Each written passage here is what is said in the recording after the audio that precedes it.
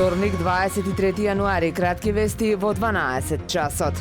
Од март се отвара пазарот за трудот во земјите од Отворен Балкан. Граѓаните на Македонија, Србија и Албанија ќе добијат слободен пристап до пазарот на трудот во овие три земји. Овој проект е во согласност со мисијата за соработка. Целта е да се обезбеди напредок и економски просперитет, земајќи ја предвид важноста на мобилноста и на движењето на работниците, а почитувајќи ја имплементацијата на правото на Европската Унија во областа на слободното движење на работниците и подготовката за поблиска интеграција на единствениот пазар на Унијата.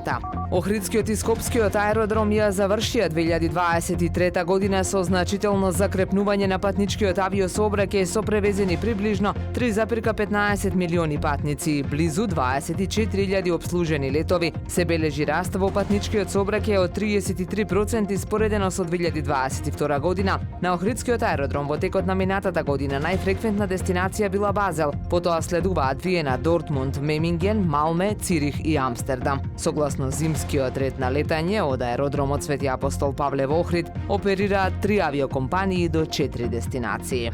Луксузното списание за патувања Конде Наст објави листа со најевтини дестинации кои вреди да се посетат во 2024 година. Меѓу нив се најдоа и Охрид и Македонија. Во Охрид има улици со калдрма и необични цркви, нешто што се очекува од еден европски град со дополнителна предност, што се наоѓа на крајбрежјето на неверојатно убавото и биолошки разновидно Охридско езеро, пишува во списанието што постои од 1986 година. Времето денес сончево со мала до умерена локална облачност, дува слаб до умерен северен ветер. Максималната температура во Охрид до 4 степени. Повеќе информации на ohridpress.com.mk. Уредник и водител на вестите Даниела Спасик. Технички реализатор Реджеп Селман.